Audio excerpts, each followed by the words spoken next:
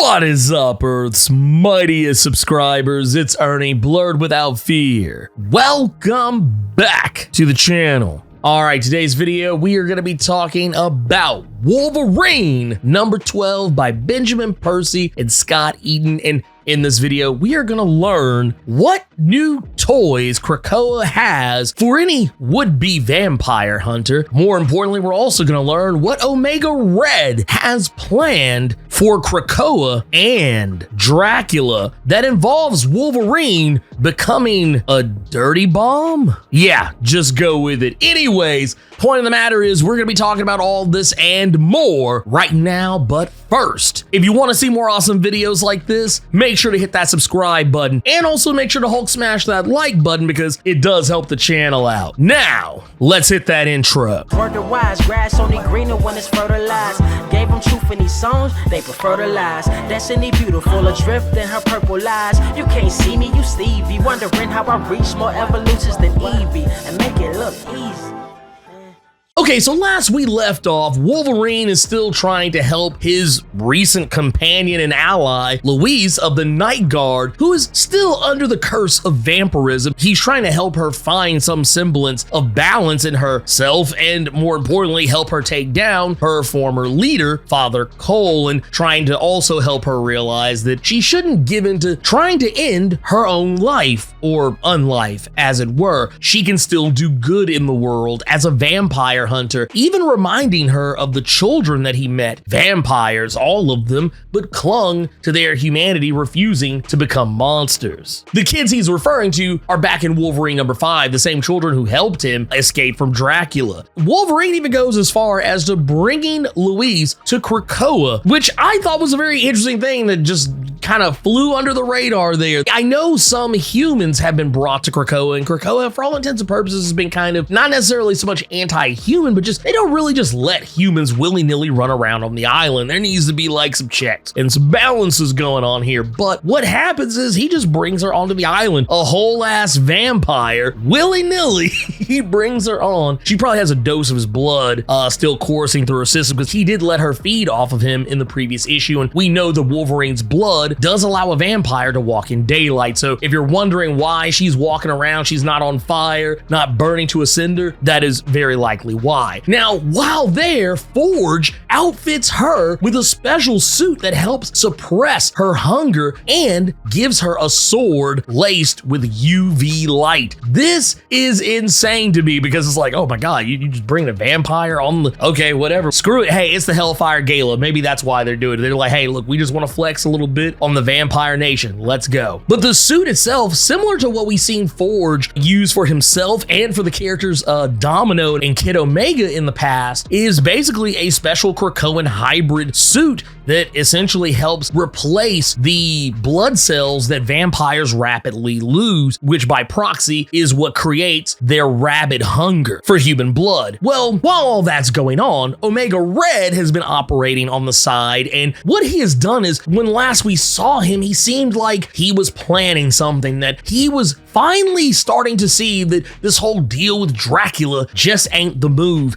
and he is now making his own move against Dracula, as it seems, and he's paying attention to Dr. Boggs' studies on Wolverine's DNA, something the good doctor has been enslaved to do by Dracula. He's learned that Wolverine's blood is so abnormal, even by mutant standards, even if the good doctor had 10 years to do so, he would probably still not know all the secrets about Wolverine's blood. This is something Red wants to use to his advantage. He knows Dracula wants Wolverine, so Red suggests doing what Beast suggested last issue. Hand him over. Only this time, Red has a little addendum to the plan Beast didn't calculate. And they go ahead with this plan, handing over Wolverine on a silver platter, and Dracula is already feeling himself. He is planning to kickstart the efforts to transfusing Wolverine's blood into all vampires, thus creating a race of daywalkers. But first, he wants to hand over a taste,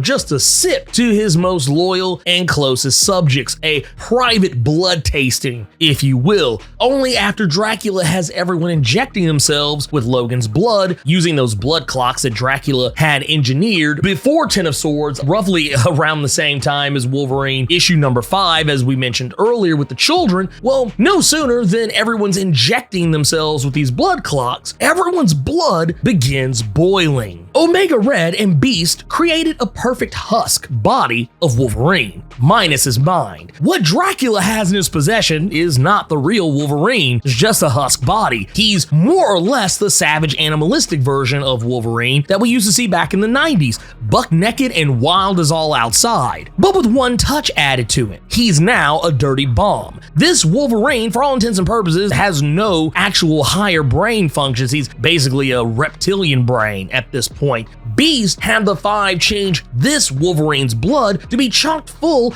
of photonic cells that can create their own light, enough of it to replicate daylight itself. The clone's blood basically filled them up with liquid daylight. Now, as all the vampires are burning to a cinder, unfortunately the good Dr. Boggs, he died for his betrayal, helping Wolverine, but one good thing does come out of all this. Dracula is on the back foot now, and he realizes there are people who fear mutants far more than vampires. Even better, Wolverine is now taking on this fight against Dracula to the next level. He gets the bright idea to take Louise to a little realm we once visited in Ten of Swords called Sevalith. Now, this, for those who don't remember, this is the land of the vampires. Vampires who are unlike the ones on Earth. These are pure blood vampires. They are not like the ones we have on Earth. They are more like royalty. They have an actual caste society. They have rulership. They have desires beyond just sipping blood all day long. They're not even slaves to their own hunger. They have an actual working society, and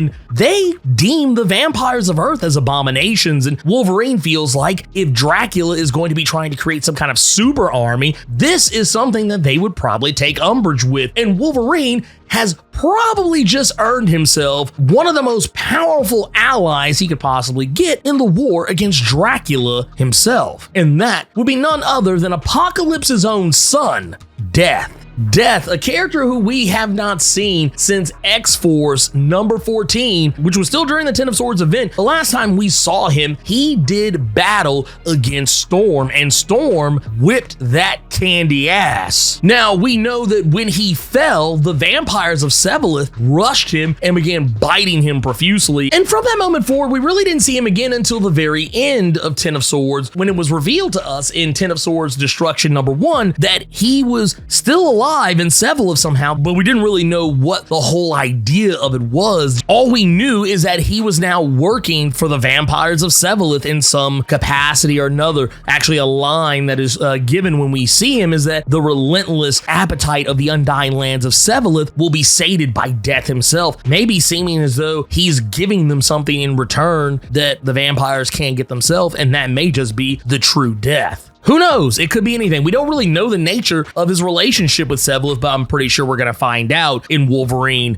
number 13. But anyways, if you enjoyed this video, Hulk smash that like button and make sure to share this video all over the internet and with all your friends so they'll know how you leveled up your comic book big brain in regards to Wolverine and his war against the Vampire Nation in Reign of X. On your way out, make sure to hit that subscribe button and let me know what you thought about Wolverine number 12. Keep it plus ultra and sound off in the comments.